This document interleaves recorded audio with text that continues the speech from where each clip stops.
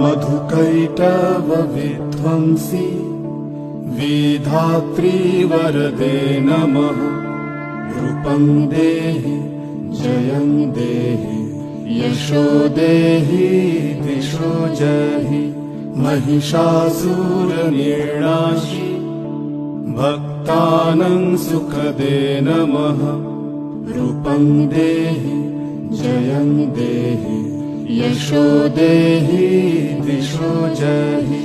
धूम्रनेत्रवदे देवी धर्मकामार्थदायिनी।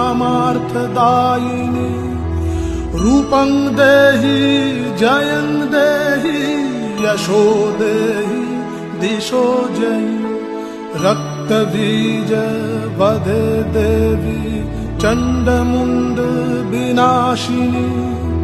रूपं देहि जयं देहि